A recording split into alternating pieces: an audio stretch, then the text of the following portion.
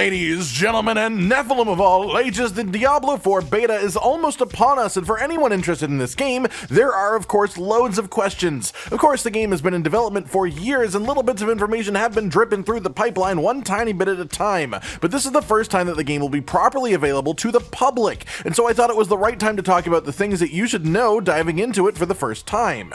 Some of them are of course about the game itself, in fact the majority, but others are just information about the beta that you'll be getting yourself into. Without further ado then, let's dive into 10 things that you need to know before jumping into the Diablo 4 beta. Number 1.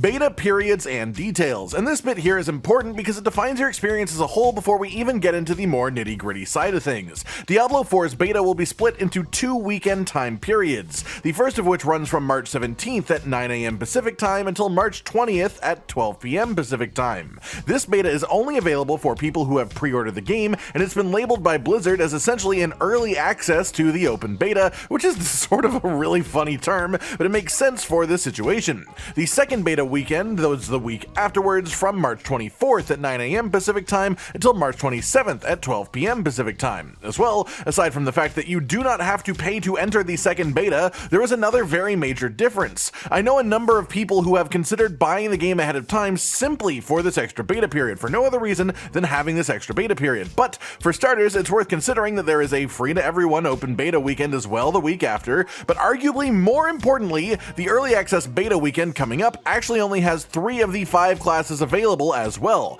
being the Barbarian, the Rogue, and the Sorcerer. If the class that you really want to dig into and check out is either the Druid or the Necromancer like myself, then there is no actual rush, no need to pre-order just for this purpose, as those 2 classes are not available until the proper open beta that is free to everyone that happens in the second weekend. Number 2. First 2 zones. The beta itself consists of the first 2 zones of the game, the prologue area, and then the first major area, which is referred to as the Fractured Peaks. This is the first act of the game, and when doing this, your character will be capped at level 25, with no way to progress past that. This should give you a pretty reasonable feel for the game, and there is actually quite a bit to do within this first act, so you won't be lacking in activities. But at the same time, this means we only have access to the early game. The maximum level of Diablo 4 is 100, so being capped at 25 means that we don't really get any of that late game experience, and in a looter game like this, the end game is what tells us how good the game really is. It tells us how our classes will actually feel, it tells us what the game that is around us will actually feel like as well, and how it will really feel when you want to devote hundreds of hours into it, as you would with this type of game. That said, there are some things that we can learn from the early game regardless. Typically in Diablo games past, you have a tendency to be swarmed by larger groups of enemies, whereas in Diablo 4, at least what we've seen so far, it's much smaller groups with larger health pools that are interspersed within areas, meaning that the endgame may not actually be dominated by massive wave clearing builds so much as tactically thought out mixes, which is much more fun in my opinion. Number 3. Character creation. For some people this doesn't matter at all, for others it makes all of the difference, but in Diablo 4 there is actual character customization unlike the previous numbered entries within the series. In the past you picked your class, and that class was just the character that you selected. They looked how they looked. In some cases you could change the gender, but you couldn't change the way that they looked anything past that. In Diablo 4, however, there's an actual proper character creator. It is relatively limited, in fact quite limited. It lets you choose things like the face markings, the eye color, hair, skin color, jewelry, slight bit of body and face customization, but there is at least some character customization that is nice to have. More than anything though, honestly, it's just sort of picking a preset and then slightly modifying that preset. Number 4. World tiers. Like in previous Diablo games, you can actually play through the game in multiple different difficulty levels. These decide the entire difficulty of the world around you, every enemy, every dungeon, every quest, and as a reward for taking on higher world tiers, you get better loot, more gold, and more XP from every single source. In the beta, at this early point in the game, there are only 2 world tiers available to us, and from what I've heard, the first world tier is a bit too easy, almost like training wheels, letting you just experience the story and the world without much issue, but the second world tier feels just about right, providing a good bit of challenge and making you actually think about your skill usage and positioning properly without being overly punishing to you either. Number 5. It's all the same. Not procedurally generated, mostly. The world around you in Diablo 4 is actually not procedurally generated outside of dungeons, unlike previous entries in the series. It is a set creation that is the same for every single player in every single playthrough, and while some may not like this that much, it does allow for some more interesting mechanics within the game. For example, world bosses.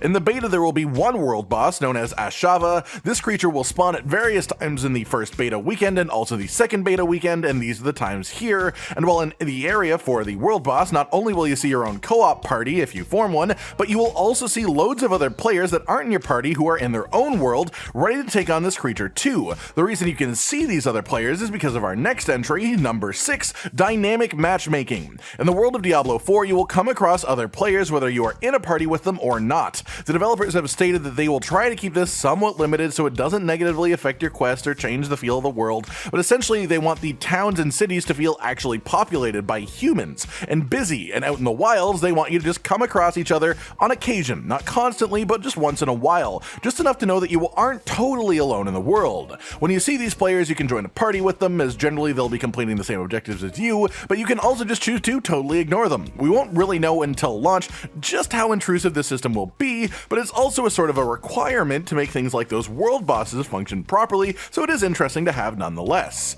Number 7, skill trees. The skill trees in Diablo 4 are absolutely massive and varied. Even at the early levels, we can see tons of points branching off before we even get to the meatier parts of it, and from reports of those in the closed betas, a lot of this massive variation is actually entirely viable. Of course, in a game like this, in the endgame, it's likely that 1 or 2 builds per class will just be the absolute king above the rest, but all reports seem to say that the amount of variety in these skill trees has led to an insane amount of viable playstyles within each class, which means if you pick a class because you specifically like one particular aspect of it, you will more than likely be able to build around that entirely and still be totally happy, still be able to do pretty much whatever you want to, which is genuinely very cool to see. I love build variety in games like this. It keeps the lifespan going up and up for the people that actually care, and it sounds like Diablo 4 will have a ton of that. Number 8, wealth of content available. Earlier on I mentioned that this beta test will include the prologue and the first major area, considered to be the first act of the game, but don't take that the wrong way. There is actually a ton of things to do within the area that we have available to us. It is in theory about 1/5 of the game, but that 1/5 is incredibly densely packed. In this Fractured Peaks area that you reach past the prologue, there are a handful of different towns, 24 different side quests, 3 strongholds which are bases full of enemies for you to slowly clear out room by room, 28 altars of Lilith which are statues that you interact with for a permanent stat buff for your character, and a whopping 23 dungeons. All in the first act, all in the beta, all available to play around with during these weekends. We may be getting capped at level 25, but that doesn't mean that you have nothing to do. There is a ton to play around with and take advantage of those levels within. And this is about 1/5 of the game, in theory. The devs have stated previously that there are around 125 dungeons in the game as a whole, so there is quite a bit to look forward to. Not to mention that unlike previous games where only some specific major dungeons would be ended with a proper mechanically interesting boss, all reports state that every single dungeon in Diablo 4 so far ends with a big meaty boss that has proper mechanics of its own to pay attention to and is a reasonable challenge. Of course, we don't know yet if any of these bosses repeat or how often they will if they do, but having a challenge like that at the end of every dungeon is an incredible step forward for the series.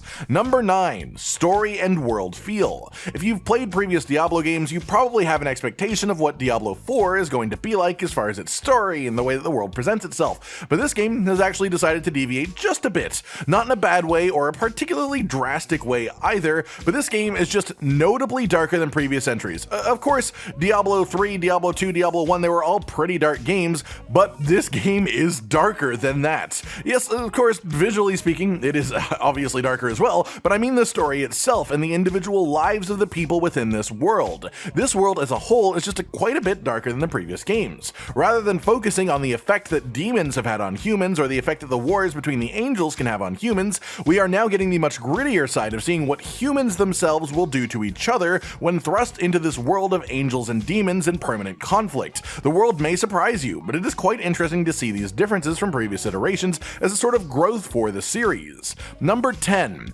movement and skill usage. This is a big thing to be aware of before it confuses you. If you played Diablo 3, you'll remember that attacks and skill usage was extremely snappy. If you clicked on an enemy that was behind you, you would flip around and instantly start swinging your weapon at them. If you aimed a spell at a direction that you weren't facing, it would spin you around into that direction in the briefest of moments. This is in stark contrast to Diablo 2, where the characters had a decently long turn rate, meaning they didn't turn quickly, and if you hit one of your attack or skill buttons while they were still turning, it would just come out at the angle that they were currently facing, regardless of where you yourself actually wanted it to go. Diablo 4, however, seems to be somewhere in the middle of these two systems. The turn rate is much faster than Diablo 2, but it isn't as ridiculously snappy as Diablo 3. It is an attempt to have the fun feeling of not missing your attacks all the time, but still the realism of, hey, your character isn't facing the right direction right now, you can't just sling a spell behind your back without looking, and it's important to be aware of that before diving into the gameplay yourself and thinking it's unresponsive in some way. That's not the case, it's just functionally different at its core,